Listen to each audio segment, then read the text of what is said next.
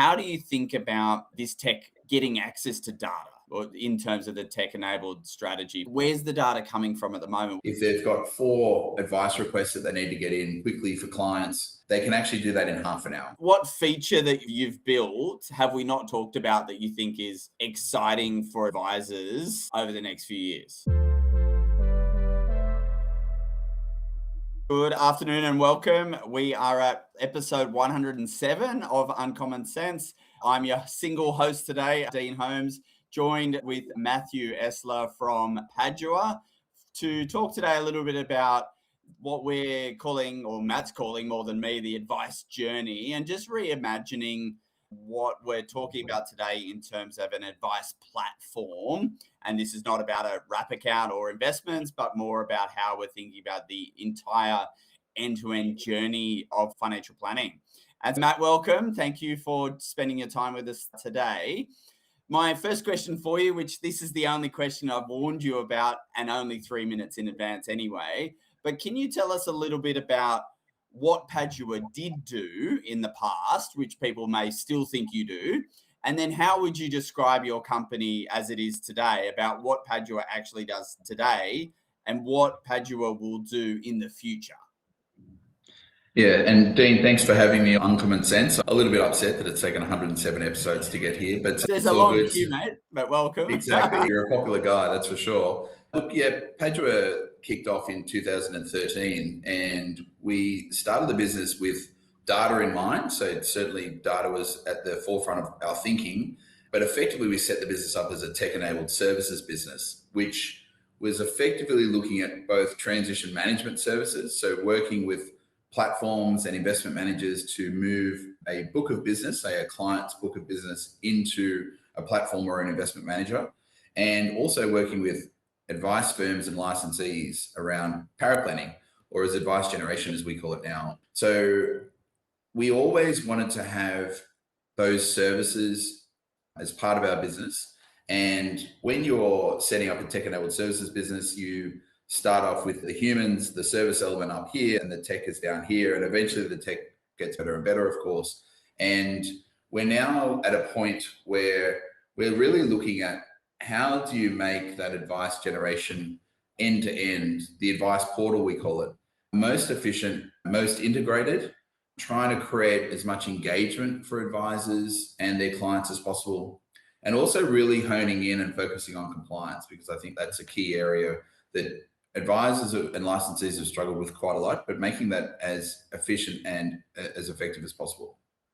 So the beauty of having our transition management services and paraplanning services divisions, or advice generation, as we call them, as one group now, that allows us to drink our own champagne. They used to say eat your own dog food, but we've gone a bit bourgeois now. So we call it drinking our own champagne. And it's very different and unique. Most technology companies don't actually use their own technology. So when they're pushing out technology, they're hoping that it's going to land, and they've done focus groups and things like that to work out whether or not that technology will be useful, but they're not using it day to day. And funnily enough, like Matt, I know that some of the big platform providers, or that financial planning software that use they don't even use their own financial planning software as their CRM for their clients. Yeah, and so we've been very lucky in terms of getting feedback. It's really interesting.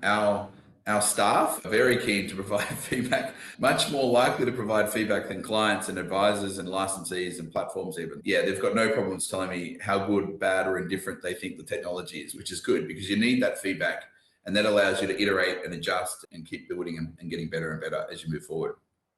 Excellent. So a couple of the buzzwords that's relevant of what you do now versus previously is that you used to do paraplanning or create plans, and now it's advice generation. So that is a purposeful change, just in terms of the broadening of what the advice generation process is.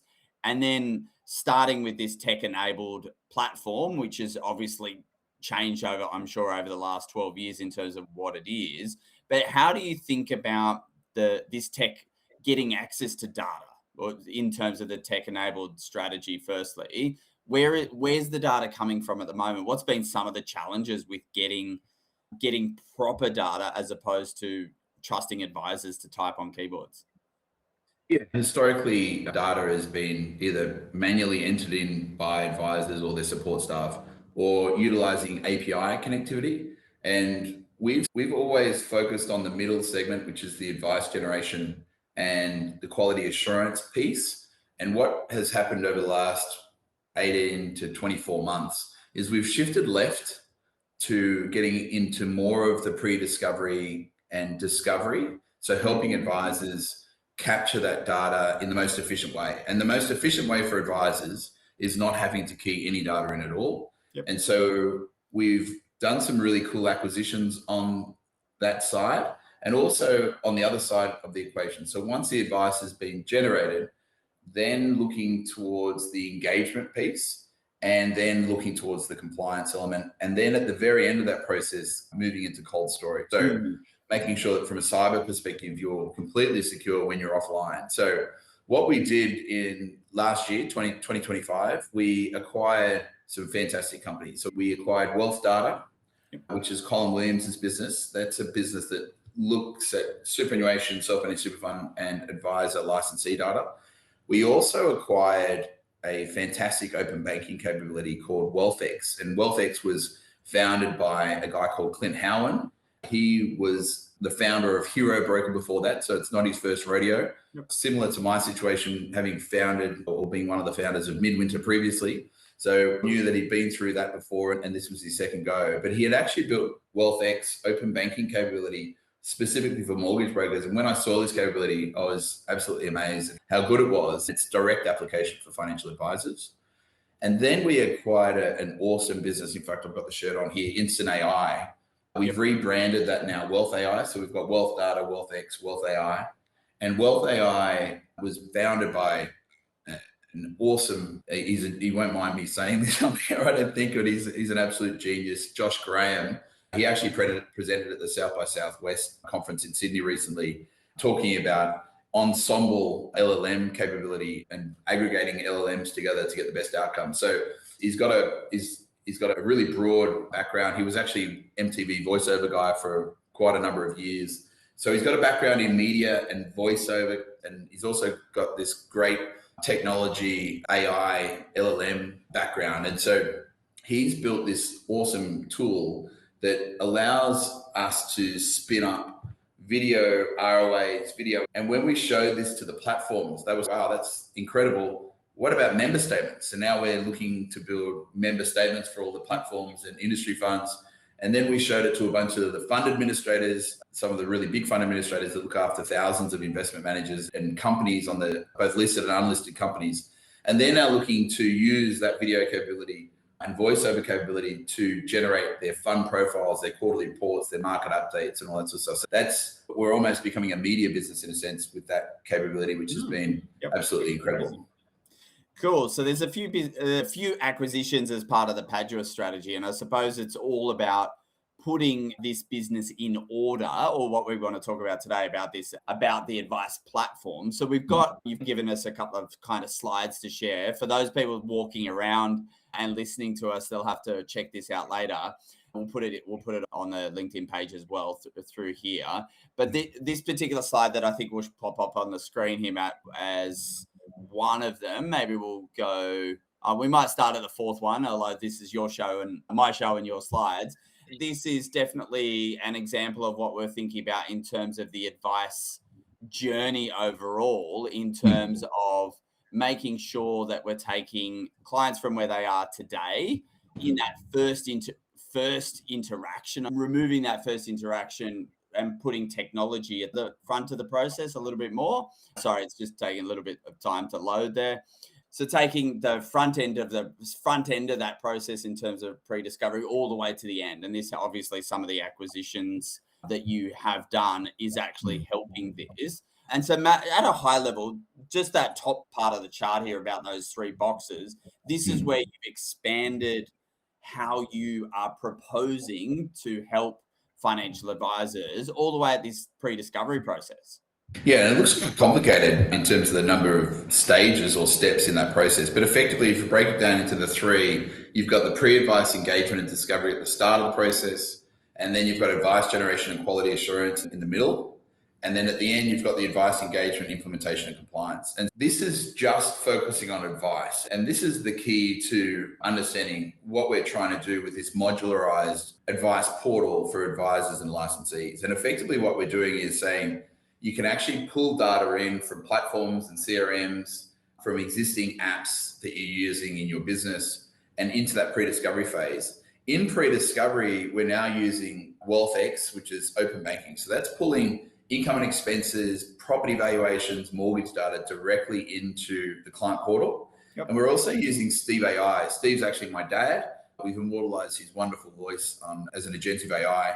Yep. He was a school principal for 30 years and he says, "Hi, I'm working with Dean to capture some information prior to your meeting with Dean in the next couple of weeks." And so he actually engages with the end investor or the end client. Yes. And that allows us to capture information from the client. You can actually upload documents. You can get a lot of the information in pre the actual fact find meeting or pre the discovery meeting. Yep. And then in that discovery meeting, Steve's there again, not just sitting like a co-pilot taking file notes, but actually guiding the advisor so they can freewheel and not be worried about taking notes or jotting information down. Steve's actually telling the advisor what they've covered and what they haven't covered. So it'll actually say, "Hey, Steve, hey, Dean, you haven't asked them about dependents or you haven't asked them about entities." And so it allows the advisor just to have a conversation with the client, spend more time with the client without worrying about putting data in the system because that all gets pushed in via Steve. And so at the end of that process, you've got a finalized fact find and finalized discovery, as we call it. And what that allows you to do then is present the Wealth Review digital dashboard, which is an awesome way to show the client exactly what their existing position looks like. It's very visual, very engaging. It also allows you to print that as a PDF, and it's an interactive PDF, so you can actually bounce between the different sections that you want to look at. And it also produces a video. So that video can be in the advisor's voice, and not only can it be converted into the advisor's voice, but you can convert that voice into 42 languages. So fantastic if you're dealing with non-English speaking clients. You might have Arabic speaking clients or Mandarin speaking clients, Japanese speaking clients, whatever the case might be. So in fact, all of my Christmas cards this year are going out in Spanish. But how does that, and so part of my other role is I give cybersecurity talks to our financial planning clients about how to be aware and spot the scams. And so are you concerned that it's my voice? Do you think that I should actually just have Steve's voice? You can choose what voice you like. In fact, when we set up Steve AI, my mum was very upset that she wasn't selected. And in fact, a lot of our female clients have said, "Hang on a second, you've gone with Steve. What about your mum?" And I said, "We can't have Karen AI." But it turns out you can. And so we've actually applied mum's voice to the AI capability as well. She is, funnily enough, going to be at the end of the process sorting out the compliance on Karen's head of compliance. Good. Karen AI is a perfect name for a compliance manager. There's no doubt about it. Yeah. So funnily enough, Karen's going to be at the end of the process. When we get into, once the advice is presented, or even before the advice is presented, actually, we can now run what's called a regulatory advice file audit. So that is actually an ASIC level audit, an AFCA level audit, and it's also got the licensee standards built into it. So this audit, we're intending that this is going to be done for all advice generated by every single one of our clients. And the reason for that is we've priced it so that it makes a lot of sense. If you think about the way compliance operates at the moment, is they tend to do spot audits post-vet, so after the advice has been presented, which is too late, really. You've got to unwind any breaches or anything if that's the case. But what we've done is enable advisors to upload documents into RAFA. And RAFA 1 is the pre-vet, so before the advice is presented. And then after the advice, when the advice is presented, Steve is in the background again. Steve AI is listening in, taking notes, understanding how the advisor and client interaction went in that advice presentation. And then we're doing RAFA 2, which is post-vet audit. And what that's doing is not only taking the advice presentation notes, but it's also looking at the implementation. So whether you did that off-platform, on-platform, so you're actually uploading the transaction statements into RAFA 2, and it's doing a post-vet audit. So it's basically looking at, has the implementation matched the recommendations in the advice? And that's often where you come unstuck as an advice business, because Typically that will be the support staff putting information into platforms and so on and so forth. And that's where a lot of mistakes can occur that can be costly from an insurance point of view. So that's been a really cool addition to the Padua flow. Yeah, absolutely. And so the concept there of we're essentially getting to in the platform context, as you keep using that language, that we're actually doing file audits along the way, or always getting ready for a file audit, as you call RAFA 1, and then you're getting ready for the next file audit. And so it keeps the business really well organized because you're constantly getting all the information you need along the way in order to pass through these, let's call it a gate. You've got to get past the RAFA 1 gate, and then obviously in order to get the file into the cold storage at the end, which we'll find out what it is in a second, you've got to obviously pass this RAFA 2 in terms of the process at that point as well. And coming back to that, like we've done the discovery, Steve's in that process. How are you doing the advice generation? How is that different today than what you were doing maybe 5 years ago, or even 5 months ago? Like, how are you doing paraplanning differently in this current environment? Yeah, it's been a huge change, actually. And probably the main change has been what we call concierge services or advice guidance.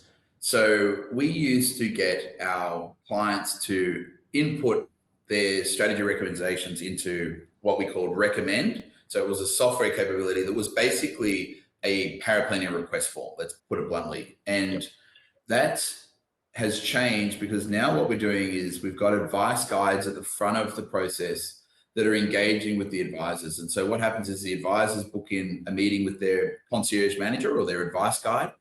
And that meeting it basically takes 7.5 minutes on average for an advisor to do a request. So if they've got 4 advice requests that they need to get in quickly for clients, they can actually do that in half an hour. And once they've finished the digital fact find using Steve, using WealthX, so the amount of data input that they've done in the fact find process is reduced to as close to nil as possible. So they're just having conversations with the client.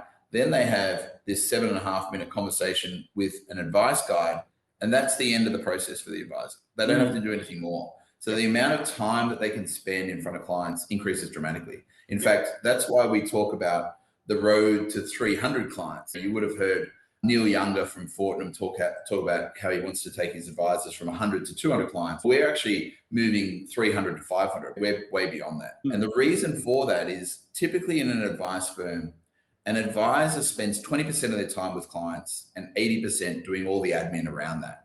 And so we've flipped that on its head. So advisors using Padua can spend 80% of their time in front of clients and 20% on admin or less. And it means that basically once that concierge or advice guide meeting has taken place, Padua is handling all of the heavy lifting from an advice perspective. So we're doing the product research, we're producing the advice, so generating the advice, we're doing the modeling, the needs analysis, and then we're actually able then to push that into a really engaging PowerPoint presentation for the advisors. But not only that, we actually produce the Wealth AI video of the SOA. So the SOA now will become almost a listed company with their annual report. No one actually reads the report. Very few people read an annual financial report, but there's a lot of media, the investor presentation, various other media around the annual report that refers perfectly back to the annual report. In fact, the accounting standards dictate that you can't actually make any comments that don't or aren't reflected in the actual annual report itself. So that's how we see things moving in terms of really allowing the advisor to engage the clients with visual tools like the interactive PowerPoint and like the video SOA, and the video SOA comes out in their voice again. How do licensees, Matt, feel about this idea that we've got 3 SOAs in inverted commas? We've got a video SOA, but it's not the video SOA that may have been produced with the FAAA a few years ago, but we've got a video summary. We've now got a PowerPoint summary, and then we've got a source document, which is the SOA. How do licensees think about that maybe you've had a chat to, in terms of what does the client see versus the client need to legally sign off? Yeah, so the client still legally signs off on the source document.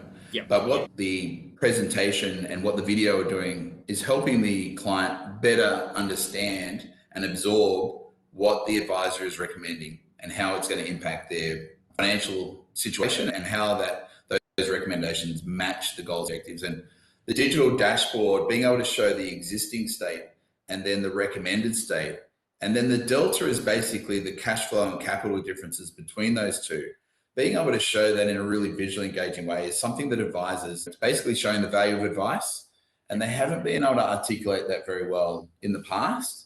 And that's because they've relied on the SOA document, the 100-page document as it was, as their marketing tool, which is not what clients can absorb. As much as ASIC talks about clear and concise, I have never seen an advice document that a client can easily digest and understand exactly what the situation is. Yeah. And still today, like, you struggle with that and you produce hundreds of SOAs a week. Yeah, if there was exactly anyone, right. if there was any business out there, in the category of outsourced paraplanning, there would be lots of those businesses, but still, as specialist businesses, they still struggle to achieve the objective of clear and concise. Exactly. Yeah. So no individual financial planning business could ever hope necessarily to do it, because you guys have been trying for years and can't do it.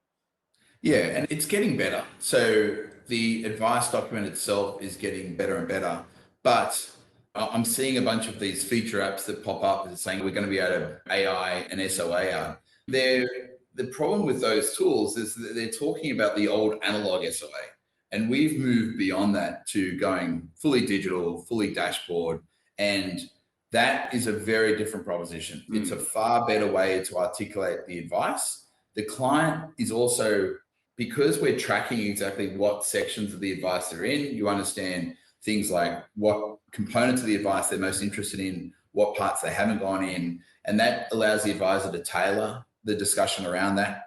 Yeah. And similarly with the video, tracking where they stop and start and what they see the most. That's really important data for the advisor as well.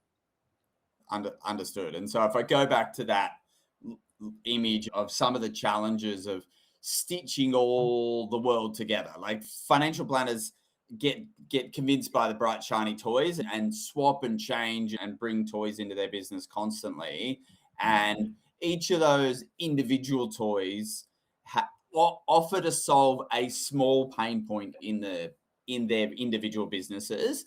And so part of what you're trying to do is actually acknowledging that each step is painful. You're working on an end-to-end platform, hence the name of UncommonCents 107. You're working on a platform that will take the client through, the advisor being your client, take the advisor through an end-to-end process. Do they have to go through the whole process? Can we opt in and opt out along the way? How are you seeing that working? It's fully modular. In fact, there's a slide just above this one, I think, where it's showing what happens if I'm engaging with Padua and this is the slide. So the part at the top there is a non-Padua prepared advice output. And so even clients that aren't using Padua for the actual advice generation, which is the two parts in the middle, the concierge and the advice generation, they can actually use the discovery capabilities. In fact, a number of the platforms are looking to use that client portal and tie that to their platform or bring it within their environment so that it makes life easier for not only advised members, but also non-advised members. And then the part at the top there is articulating that even if there's a non-Padua produced advice, so you've got the fact find, you've got the file notes, you've got the research and quotes, you've got the advice documents, you've got all of the artifacts that go to producing that advice. Clients, advice firms, and licensees can now use RAFA 1 and RAFA 2 to audit the advice that has been provided. And because we're capturing the data on the fact find and what the recommendations were, we're actually still able to produce the Wealth AI video advice and PowerPoint for those clients. We're also able to produce the Your Wealth Review dashboard. Then the advisor presents the advice with Steve AI in the background. So that's available for them as well. And then RAFA 2 comes in doing the post-vet audit.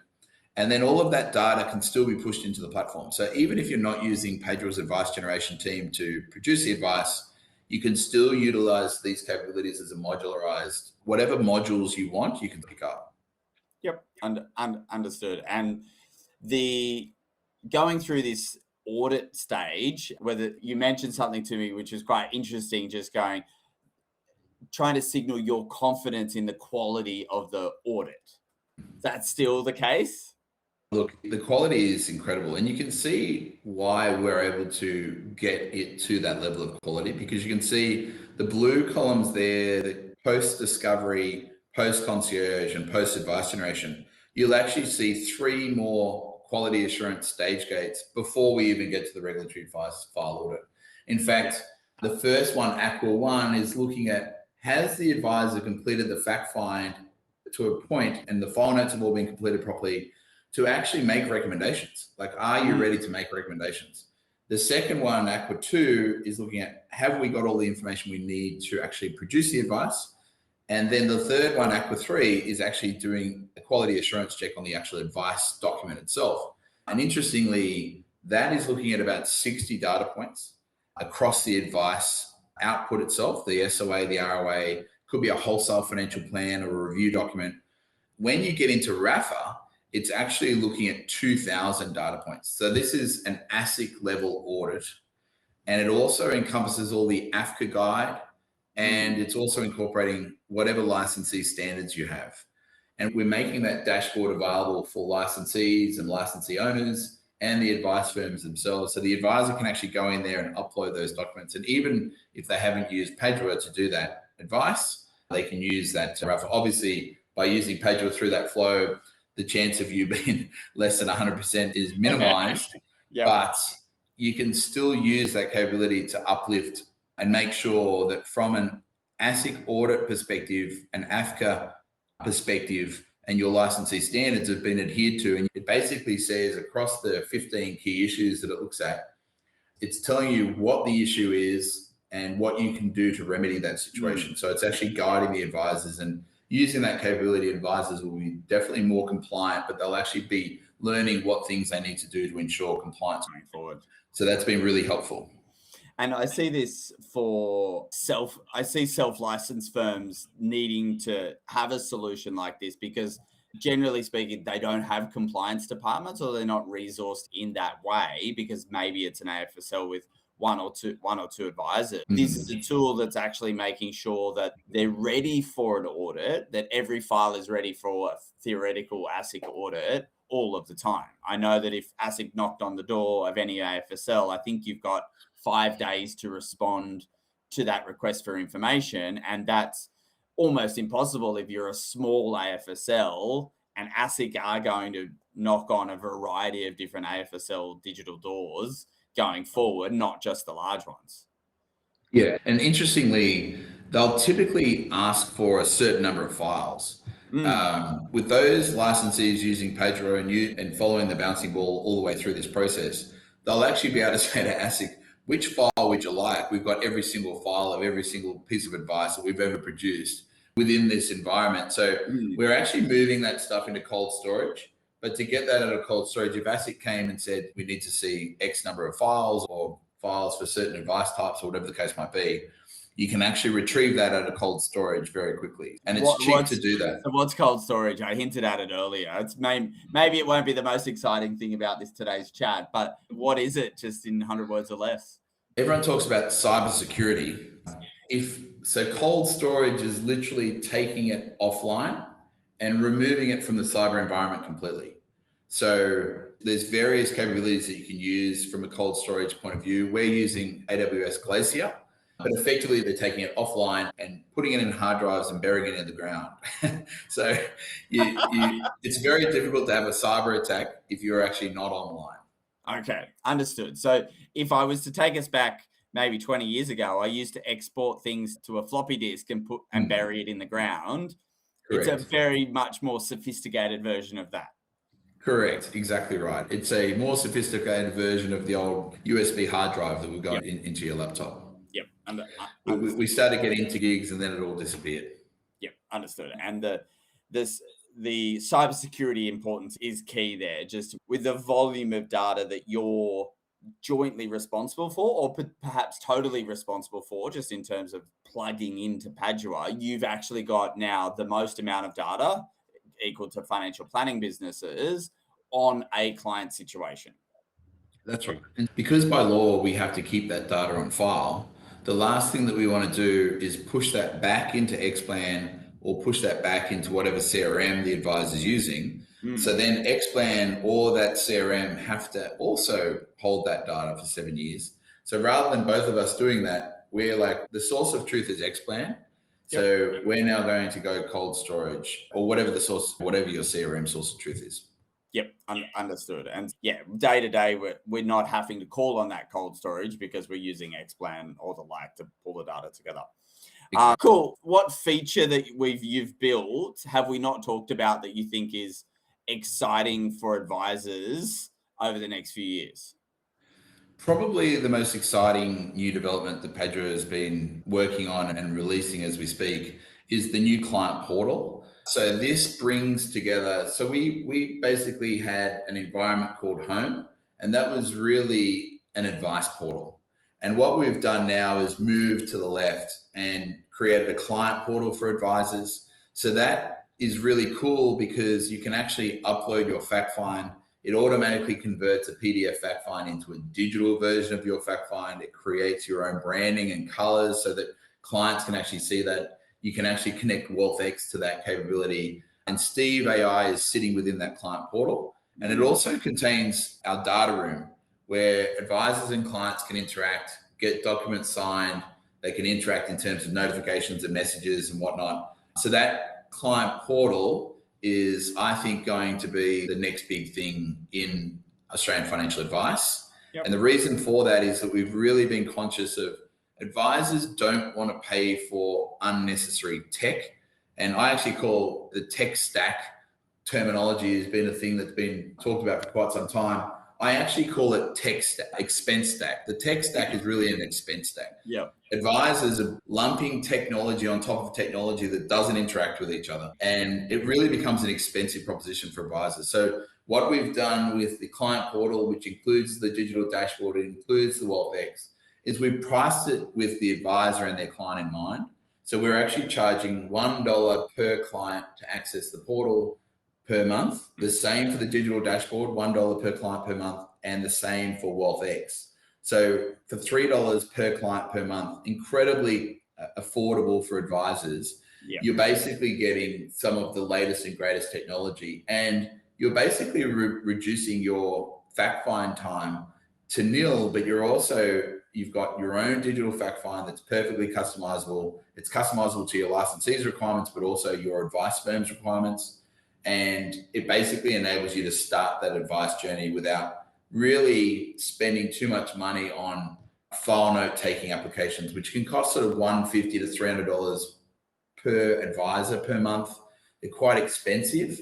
Those sort of capabilities, like clients can use the portals as a standalone service, Matt. Like they don't have to then produce the advice documents necessarily.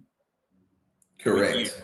They might exactly right. Time, but this is your most exciting thing is that there's another offering. There's a few already in the market, obviously, we know of, but the advice portal of where clients can go and log in and see the sum of their things, obviously on their iPhone or on the desktop to understand their wealth. Exactly right. Yep. So we're actually providing that capability. We're charging the advisors on a per client basis, but all their clients will have access to that capability as well. It's a really great tool. The WealthX capability as a standalone was featured on Channel 9 recently, and the whole purpose of that was talking about it from the client's perspective and the fact that they can track their borrowing capacity.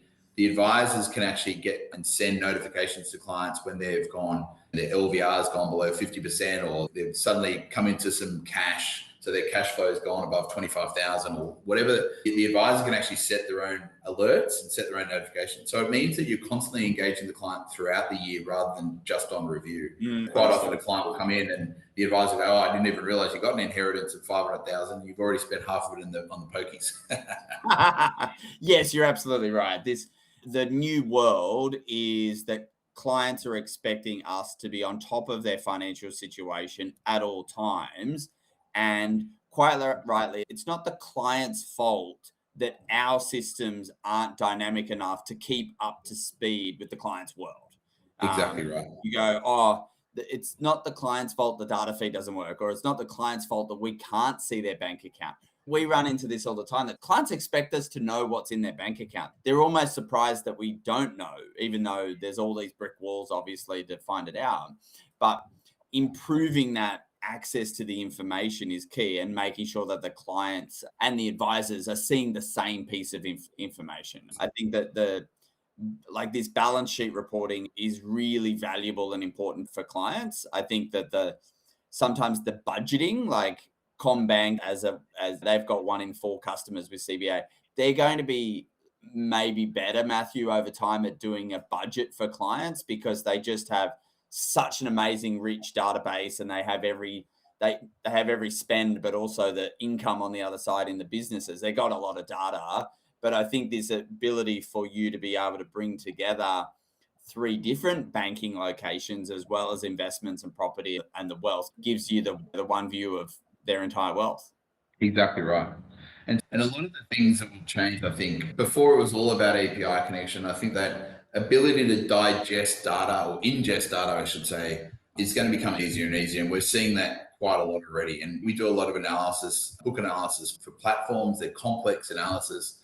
And getting that data in the past has been very difficult. That's becoming more and more easy, and different LLM capabilities allow you to ingest that data. But what I will say about LLMs is you've really got to make sure that you set them up properly. So you've got to make sure that you've got them housed inside your own AI infrastructure, that you're not going public, and you're actually making sure that it's private.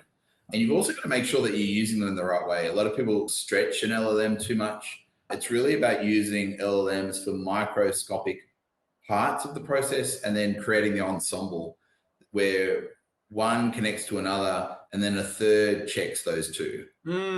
I've found that only very recently have I noticed, for those people that in the Microsoft world, that now when you use Microsoft Researcher, the inside Copilot, the ChatGPT engine actually does the work, and then the Claude engine checks its work and criticizes its work, and then gets the result. And that's a practical example that you can use in Copilot world of what you're trying to build, so that you've actually got almost like a supervisor AI looking at the other AI's results. Totally. It's like putting a bunch of little building blocks together and building out this it's like the old Meccano or Lego days. Absolutely. There. I'm still in Lego and Meccano, don't worry.